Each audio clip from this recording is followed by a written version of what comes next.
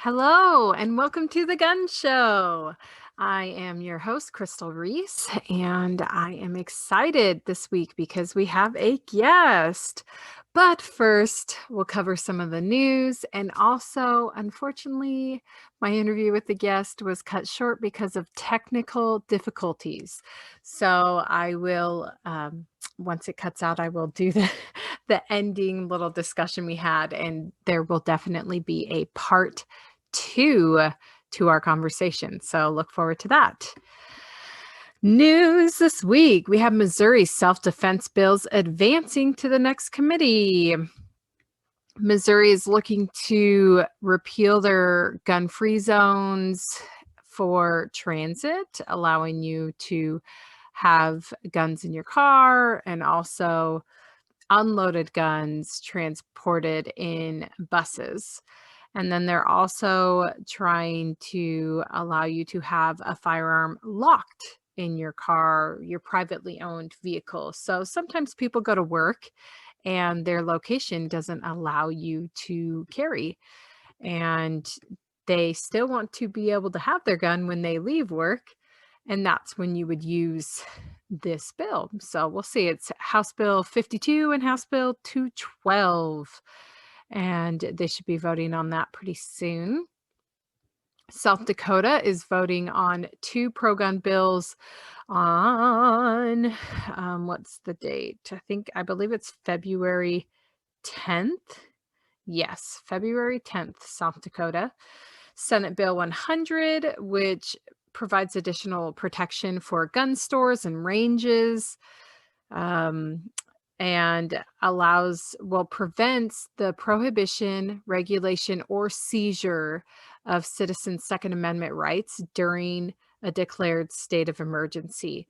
So during Hurricane Katrina, I believe, yes, Hurricane Katrina in Louisiana, in that area, they started going to gun owners' homes because it was this crisis and things were chaotic, and they were removing firearms from their homes. Ugh. And so as a result to that experience, Utah created a bill that is basically the same as South Dakota is voting on the 10th. And that's Senate Bill 100, and Senate Bill 111 is reducing the fee for concealed carry permits. So an enhanced permit goes from $100 to $50, which is nice. I like no fees, right? When it comes to my freedoms and rights, I don't think there should be any barriers. Virginia Senate, something good of Virginia. They rejected the background checks for gun rentals.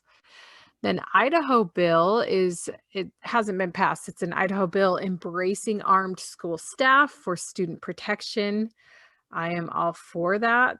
In Utah, we actually teach educators for free and would help volunteer and get them their concealed carry for free. So I am all about that.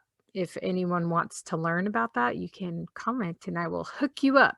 Although Utah and Montana concealed carry legislation passed their next steps. So Montana, the next steps is it needs to go to the House for concurrence vote on a pair of amendments and then to the governor's desk. So that's all that's left for Montana. And then Utah, there were a couple amendments made. And so it's being placed on the conference committee calendar. And then the Senate amendment will be accepted by the committee, and then they put it on Governor Spencer Cox. So Utah and Montana looking like they are going to be constitutional carry. Yeah, I just love freedoms restored. It's so great because it's not that common. There are a slew of federal firearms laws right now, and I was going to go through them all, but here's the thing. Bills and proposals are just that. Like, they don't mean anything until they start moving beyond judiciary committees and start getting voted on. So, I mean, I could spend the time to read all of these bills. I did read the one last week because it's getting a lot of attention, but I mean, I'm not gonna really bring it to your attention until any of these are starting to move forward and then potentially be a problem. Speaking of a problem, the ATF, there's some leaked documents with them, and we were able to see what their priorities are, and it's kind of silly, but the ATF's priority, their primary goal is to increase diversity. It's interesting that that's their primary goal. They wanted 25% of all special agents to represent diversity. I'm going to share this clip from last week on the 4th of the press secretary because she was asked a question about firearms and she answered it. I think that's the stuff we got to pay attention to. Like, what are they saying? Okay, here we go. Go ahead, Peter. Jen, we saw some new figures today. More than 2 million guns were sold in January. That was an 80% jump and the second highest monthly total on record. A lot of this, of course, had to do amid all the coverage related to the Capitol riots then. The president promised to act on day one on this issue. Of course, we know there's only so much he can do by executive action on it. Where does this fall on his list of legislative priorities? There's only so much capital that you have in these first 100 and first few days. You're right, and he has an ambitious plan on a lot of areas and on a lot of issues. I will say, as vice president, and even before that, the president took on the NRA twice and won. This is an issue he is personally committed to. Many in this building are personally committed to, and I think he would love to see action on additional gun safety measures to protect families and children, and knows that there is support across the American public for that. Of course, I guess that's up to him, though, for there to be action. So when would he take action and put some proposal before Congress? Well, I think we have a couple of proposals currently before Congress, but again, this is an issue he is personally committed to. He has a personal, has worked on it many times in the past, but I don't have a date for you on when there would be a proposal. If I can, I want to ask you, there's an NBC News video that went viral of a grocery store. Okay, so long story short, nothing. She was like, he cares about this, but there's not a set date. Unlike what he said originally, he said within the first, I believe it was the first day he was going to sign something, but he's not tackling that quite yet. Here's another article that was released by the Las Vegas Sun, and they interviewed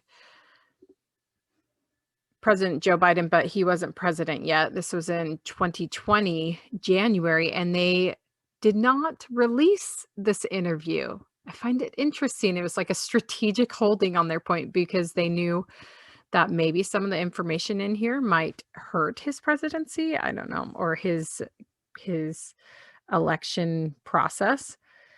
So the question was, it says, we have a two-part question on gun safety. I'm not going to read the whole thing because there's a lot, but I'm going to read the question. One, as you sit within distance of the worst mass shooting in U.S. history, do you think assault weapons bans are enough?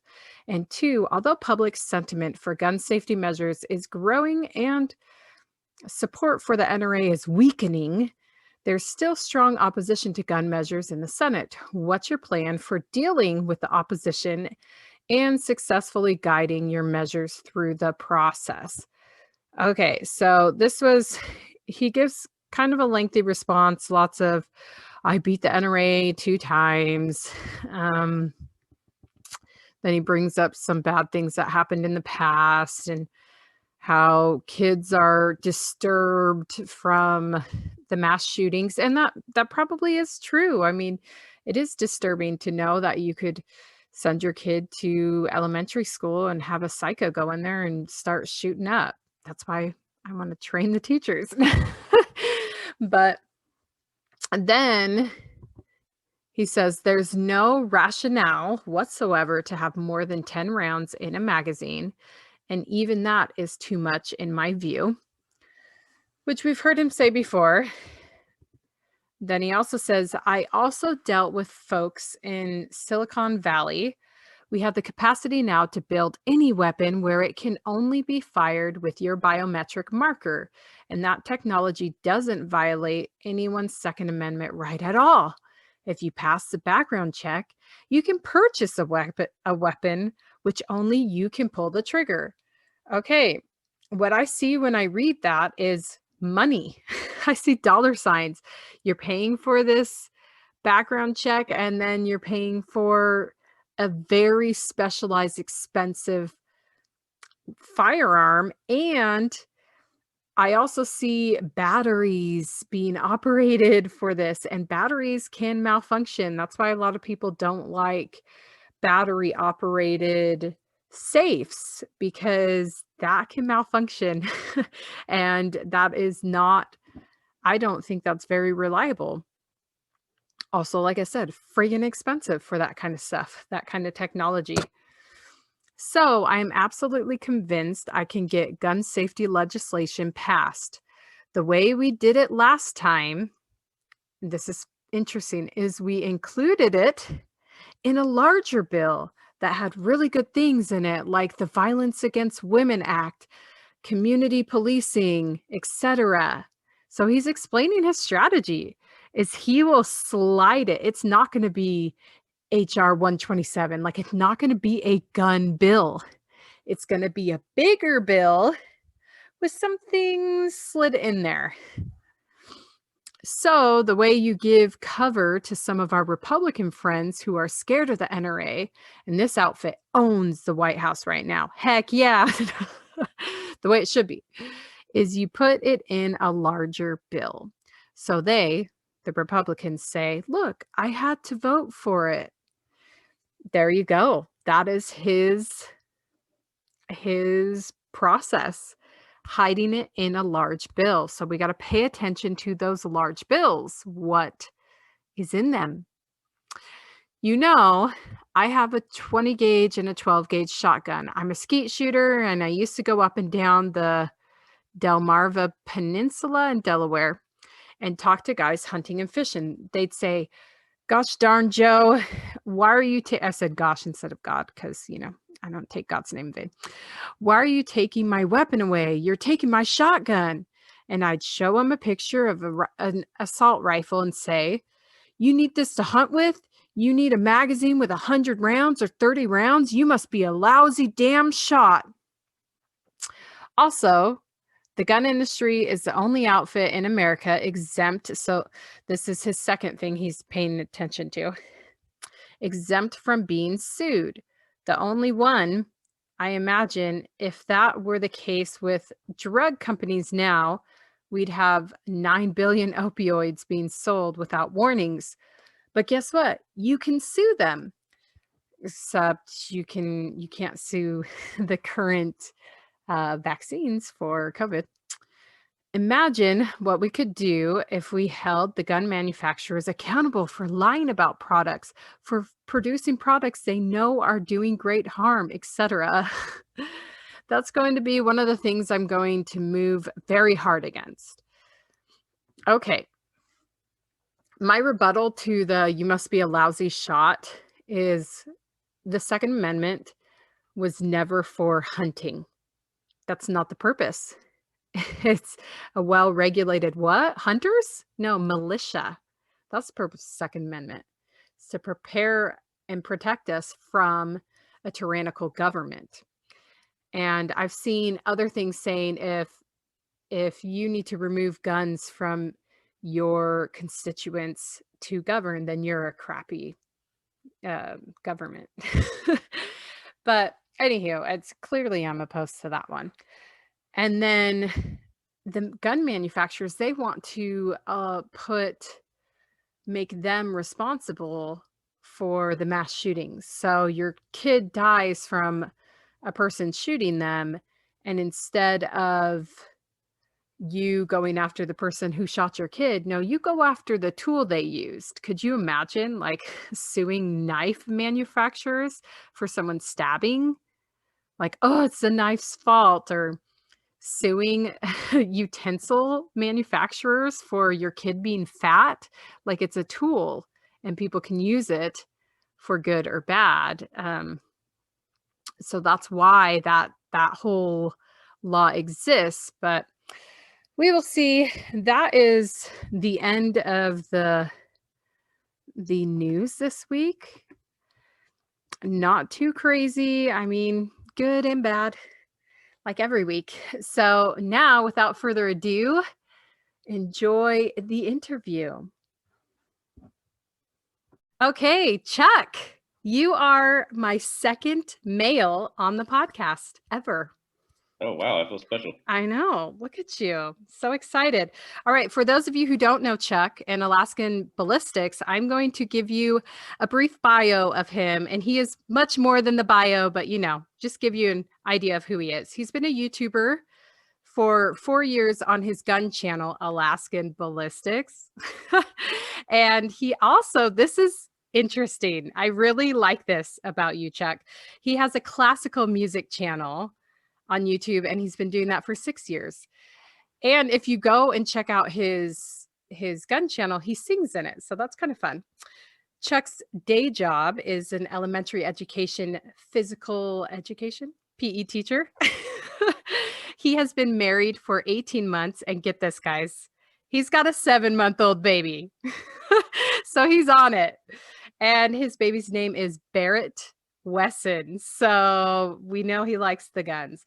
He also has worked in several gun shops and has grown up around guns. We were talking earlier and you said you were shooting guns at 8, right? Yep. So let's talk about that. Let's talk about your gun history. How did you get into guns? What was that? Have you always lived in Alaska? Give me the deets. Well, I grew up in Georgia, and I grew up hunting with my dad, and he was the one that was mostly into mostly hunting style of firearms. I got into pistols and semi-automatic defensive rifles, as I like to call them, later. But he was always into hunting guns, and I actually pulled my first trigger at 5 years old. We were at my granddad's farm at Tennessee, and he aimed his big 12-gauge shotgun. We were out squirrel hunting at a big crow's nest, and he let me pull the trigger. And he saved that shotgun shell, actually. I don't know. Oh, yeah. That is so cute. I wish I did that. My kids have already pulled their first trigger. Dang it. Okay, anywho, continue. Next ones, second and third. Yeah, and then he let me shoot a 22 at age 8, and his deer rifle for a special hunt at age 13, and shot my first deer while it was running as fast as it could in the forest, which was just, a great shot I could never And emulate. You hit it? Yeah. Oh yeah, I knocked it down right there. That's and awesome. I wish I could emulate that shot again. So it's one of those that was like amazing. So I got hooked on hunting at a really young age, and eating and taking care of the animal and eating the meat, which I do a lot here in Alaska now. And caribou tastes better than whitetail, if anybody out there cares. Way better. It's not even close. I'm not a huge fan of deer or elk. My stepdad was a major. I grew up with my stepdad. He was a major hunter, and we'd always have to eat the meat. And I was like, "Oh, this is gross," but whatever. Unless it's jerky, then I'm down.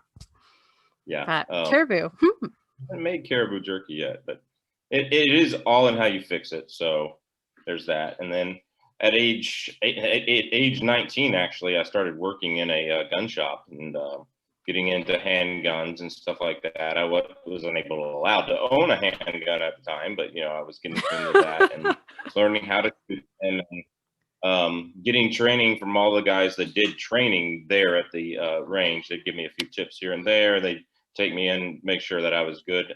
And we emphasize safety. My dad emphasized safety from the time I was 5. I was going to ask that. Did you grow up with safety rules? Oh yeah, I remember watching the Remington firearms on VHS. 10 Commandments of Gun Safety, and I had to know them all.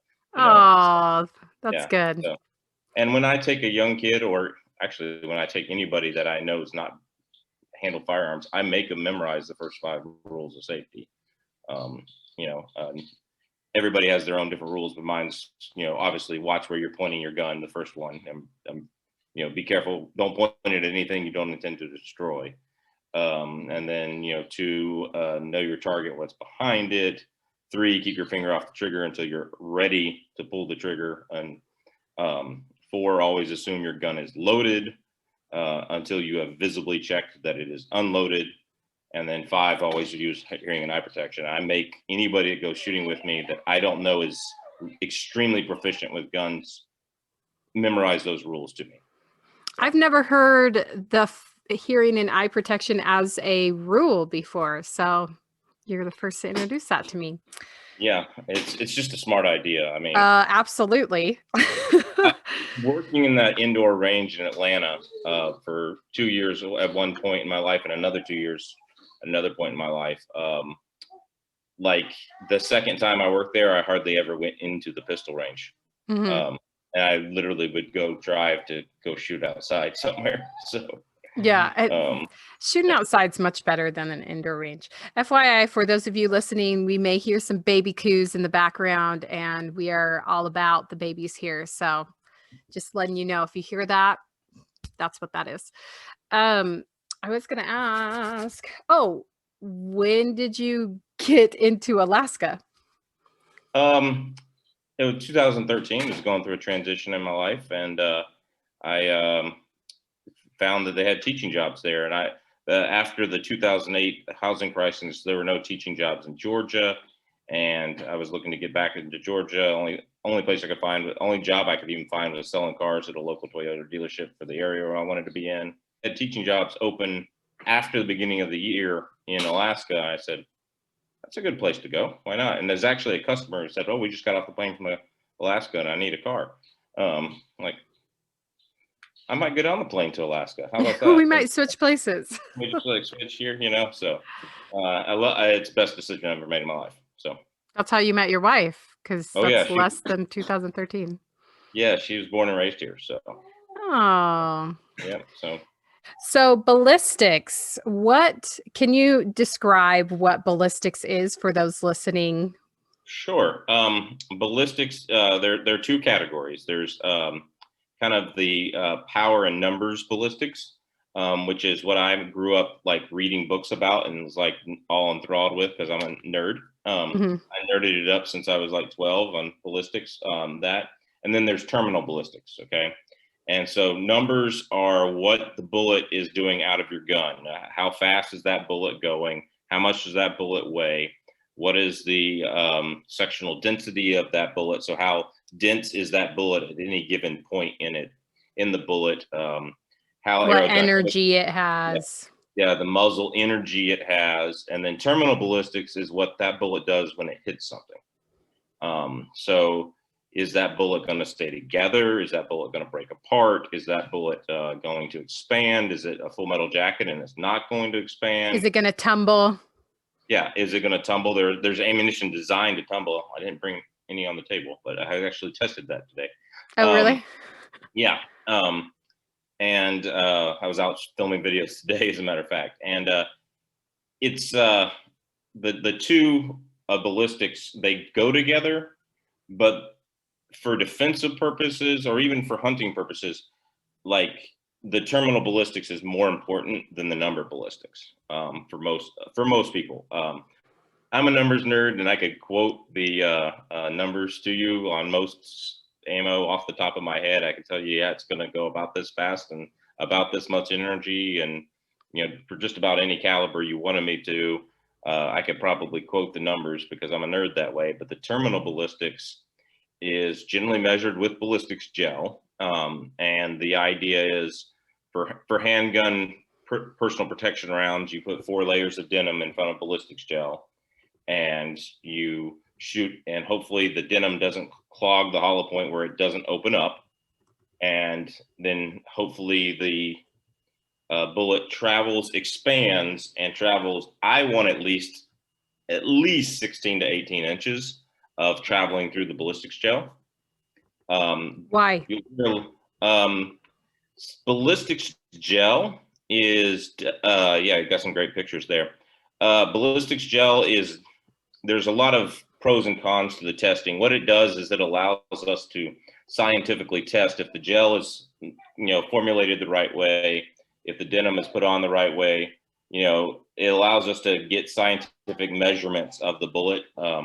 And so I want 16 to 18 inches because ballistics gel has the average density of the human body, but not the different layering densities. It of the doesn't human include the muscles and the bones and the body. parts of the human body. So you want Subcutaneous it to be tissue, longer. whatever.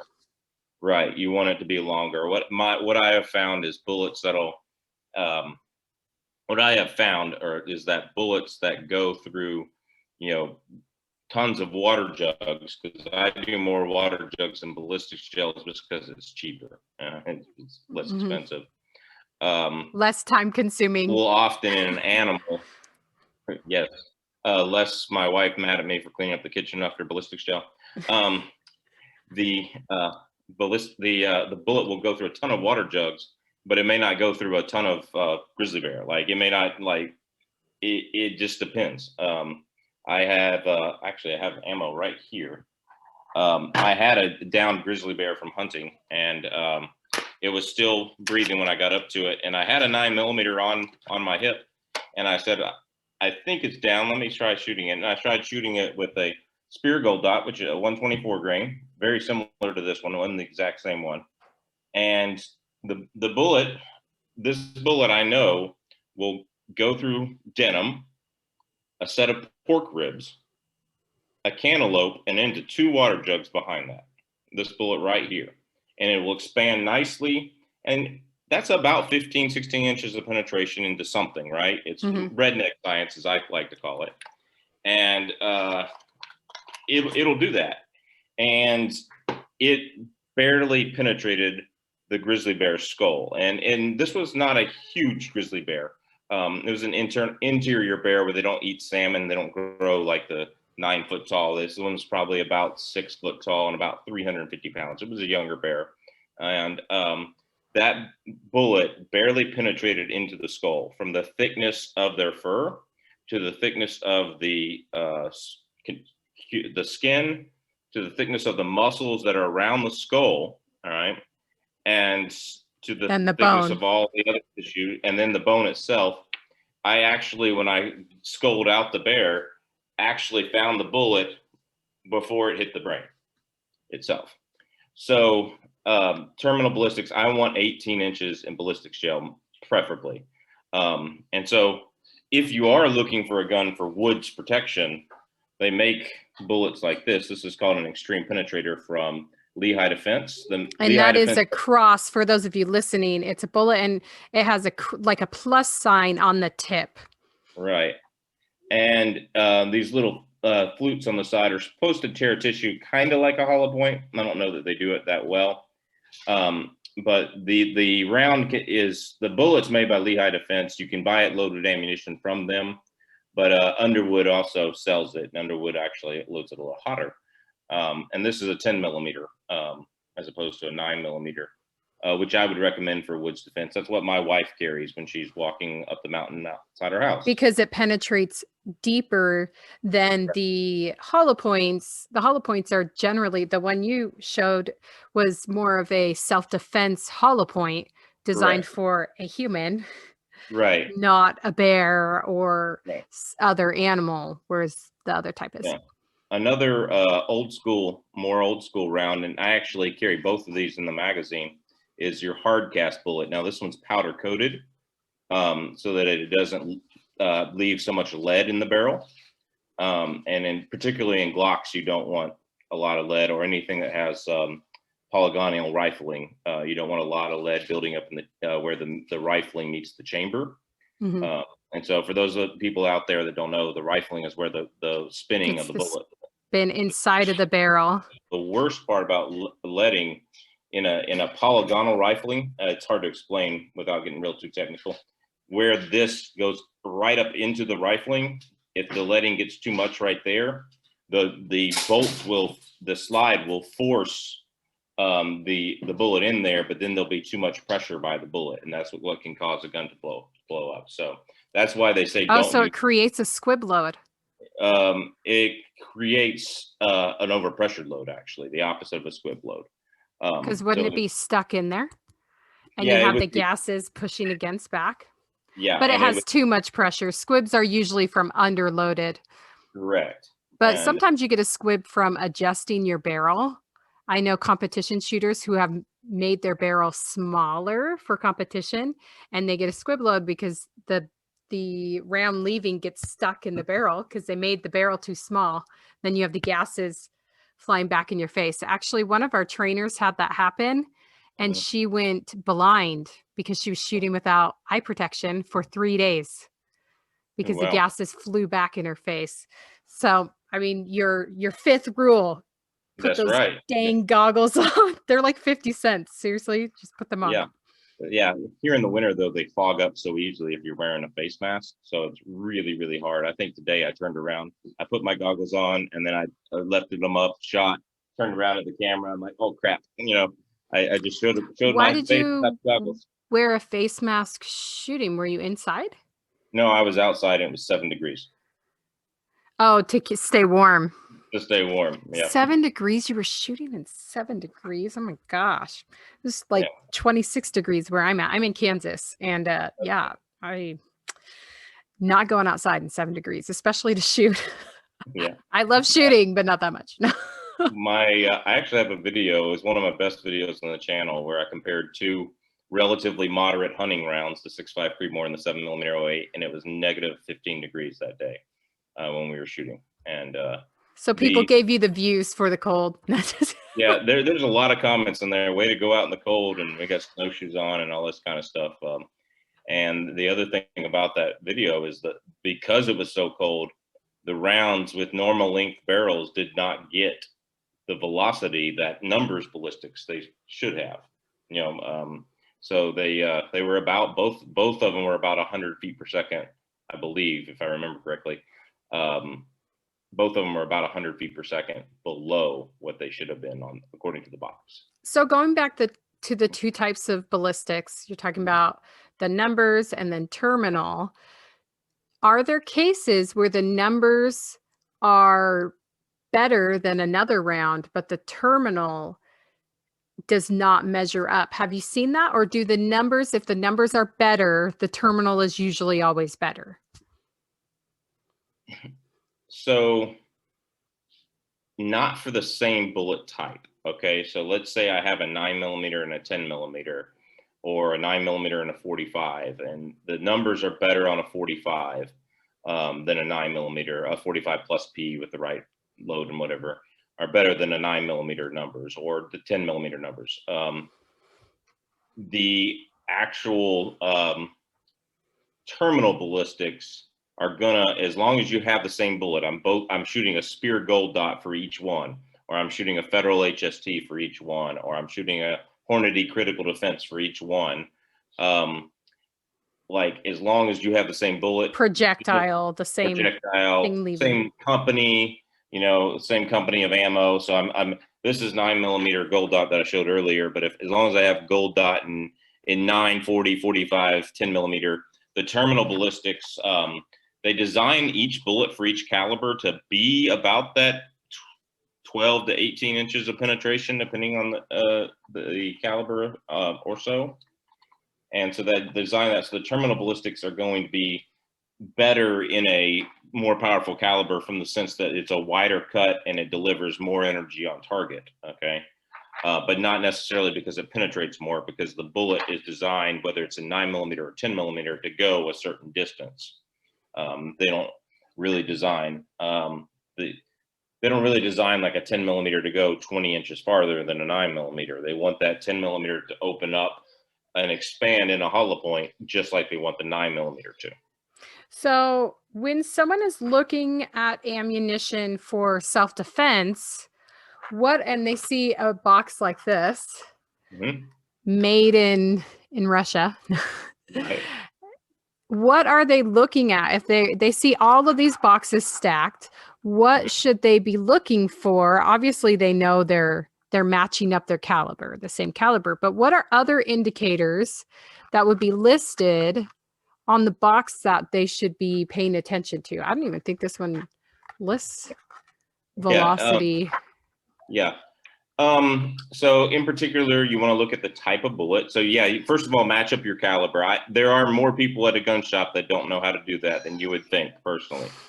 So trust me, and there are people that say, "Oh, I need it for this Ruger 9mm. Is it this?" And they pull out a gun and show me the gun or a picture of the gun on the phone, and it's a 40 caliber. They don't really know. They're just saw it was a handgun, knew it wasn't. Everything's a 9mm. Right. So you want to look at something, and you want to look at type of bullet. So this particular box says gold dot hollow point. All right, and that's what GDHP stands for. HP and any of them is going to mean hollow point, and that's going to mean something that opens up. And I've already showed this one, but this is probably my second favorite hollow point, as a matter of fact. As far as penetration and expansion, it does both pretty well. My favorite is the Federal HST. So you're saying the projectile, the bullet, is probably the most important aspect. Probably the most important aspect. This is the Federal HST 124 grain 9mm. And yep, there you go. And that's probably my favorite self-defense ammo. It's actually in my Beretta that I have on my hip right now. Like, that's what's in it. And that mushroom of the bullet that you see on the box, that is what it actually does. When you recover one of these bullets, it looks like that. So it expands to 2.5 times its cutting range. So you don't want to think about that going through your body. And then it gets that 15 to 18 inches of penetration that it really needs to get in ballistics gel most of the time. So the other numbers, when they see 99 grain or 115 grain or 125 grain, that is a measurement of the bullet. Correct. And the weight. Right. Is there any, if you have two 9mm and they're both hollow points, but one is 125 or 124 grain and another one's 115 grain, what difference would you expect to see as far as ballistics go? So as far as terminal ballistics go, I would expect a 115 grain to be traveling faster, all right, which means it may or may not deliver more energy, because the bullet, the way they get the bullet to be less weight is generally by making the bullet shorter in the case. So example here, these are rifle bullets for hand loading. Okay, this is a 7mm. This is a 145 grain. This is a 120 grain. Both of these are all copper, no lead, because I like these for hunting. And you can see they're made by the same company. They're both made by Barnes. The 140 grain here on the right is significantly longer. And so the same thing's true in like a 9mm. Hold on, let's see if I can get that. Yeah. The same thing's true in like a 9mm or a 45. The heavier bullet is going to be longer, which gives it a little bit better penetration to a point than the lighter bullet would be. So the measurement of the bullet's weight, generally speaking, for like 9mm or 115 grain is, your bare minimum you would want to use for self-defense, because it's going to get probably that 15-inch, maybe 14 or 13 inches in ballistics gel. And that doesn't always translate to 12 inches inside the human body, which is what you really need for most humans. And of course, if it's a really large person, you might need 18 inches inside the human body, right? Mm-hmm. So I would say for the best is probably 124 grain in 9mm. I would have to go with that. And that's what I do go with. I carry that. The reason why I say that over, say, like 147 grain is the 147 grain is going enough slower that it may or may not have the same ballistic effect, a terminal effect there. So it's not going to, the 147 grain is usually not going to carry as much kinetic energy on the number side of the ballistics. And that kinetic energy may or may not transfer. It just depends on the bullet into the same amount of penetration. Mm-hmm. So I tend to think that 124 grain, either standard pressure or plus P. Now, plus P, if you see plus P on your box, I was just going to ask you about to go over that because you had the plus P. All right. yeah, so plus P on the box is 124 grain here. It's extra pressure. And I so thought it was plus, that's funny. I thought it was plus powder, like more powder. that's P. generally I how it's never looked it up though. That's funny. but it does stand for extra Plus pressure. pressure. Yep. I And learned so, something. You taught me something. Check. well, it's a good thing I'm a teacher, right? So this is getting a muzzle velocity of 1200, whereas the standard pressure version of this, which I didn't bring that box upstairs, of course, the standard pressure version of this is going to be 1150, 1125, that kind of thing. It's not going to be as fast. And there's a big debate between the two. A lot of people like the gold dot here I have is standard pressure, and I have plus P pressure of the same weight, 124 grain. And I have standard pressure of the same weight of 124 grain Federal HST. Both of these are my top two, right? Like I wouldn't have any problems with either one of these, right? Mm-hmm. If I don't drop the ammo box there. And the big debate between the two is the plus P, because it's going faster. It's like having it's like falling from a higher airplane on your parachute. It's going to open up faster. You're going to reach terminal velocity faster, and your parachute, you're actually not going to penetrate as deep into the ballistic shell because that hollow cooling is going to open up faster. There's a lot of information on that. Whereas the standard pressure may not deliver the kinetic energy, but the differences are relatively minor. Like, But it'll open up a little later, and you want it to open up a little later because exactly. you want it to go through the rib first. Yeah. Or, yeah, you don't want it opening up as soon as it hits the rib Correct. or as soon as it hits the body. Right. Because then it might not penetrate accurately enough to stop the threat or knock down. Usually they don't. Do they do plus P in hunting ammunition? Sometimes. Sometimes there are some plus P rounds that, and it's to differentiate between guns that are older and modern. The biggest example is 4570. 4570 is a huge lever action caliber, which I have one and did not bring it up here at the moment. And it was designed in 1870s. I don't remember exactly when. It was by the government. It was the only thing the government ever did right, because I'm a big fan of it. And it's called 4570 Government. It's used up here. It was the cartridge that killed all the buffalo, right? And it's about, yay big, and it's a 45 diameter bullet. So the bullet's actually 0.458 inches in diameter versus like that 45 handgun, which is 0.451 inches in diameter. See that? I told you I'm a numbers nerd.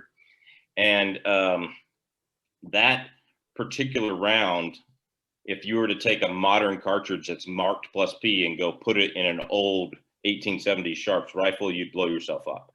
That I was also going to say, if you grab a plus P, you need to look up your firearm, your particular firearm, and make sure it can handle that.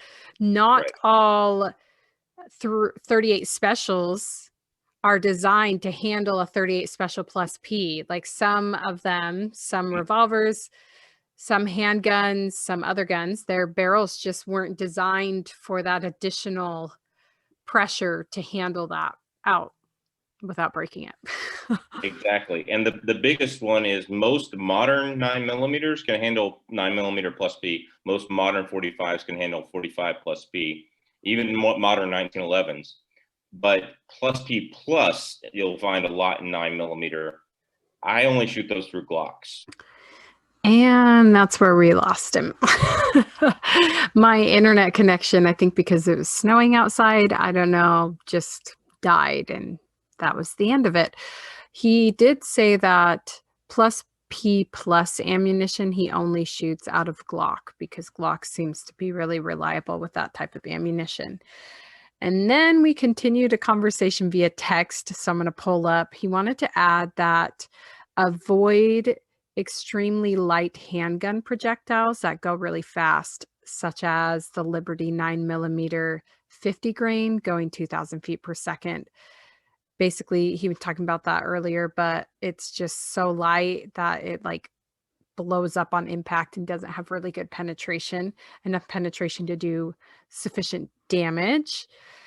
And then he said the only thing that he's on the fence about is extreme penetrator. And I'm going to share a little snippet of his video about that because I actually have never heard of these extreme penetrator or extreme defender. I've heard of the extreme penetrator, but extreme defender. And that way you can kind of see what his show is as you're learning about what this is. So here's his show. It's Alaskan Ballistics. You just type that into YouTube. And then here it is. But Extreme Defender, the flutes here on the bullet are cut a little bit deeper so that it doesn't penetrate as deep and it does more tissue damage. That is what it is supposed to do. More hydrostatic shock is the idea. And of course, they've got it going pretty fast here. If you look at the box, it's supposed to be going 1,700 feet per second. We'll see what we get out of the 3 different Glocks. And then he proceeds to show you some of his shots over here.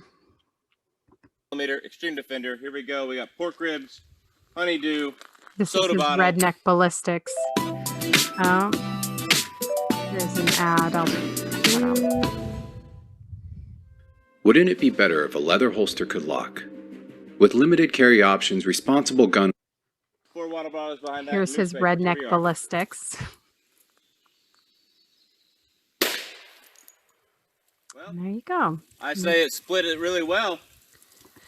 And you can kind of see from there. So that's his channel. We're going to do a follow-up because we really weren't able to get into long guns, and he really wanted to talk about shotguns and different AR ammunition and so forth. And actually that'll be really good for me because I am not very knowledgeable when it comes to long guns. Actually, well, not all, but most of my training is with handguns and more personal defense and concealed carry. So it will be educational for me as well. Shocker, I don't know everything. There's a lot to learn. And we will be doing his part 2 in 2 weeks. So look forward to that. Thank you for listening, following, like, subscribe, write the comments, do all the good bits to make me happy, and have a great week. Bye.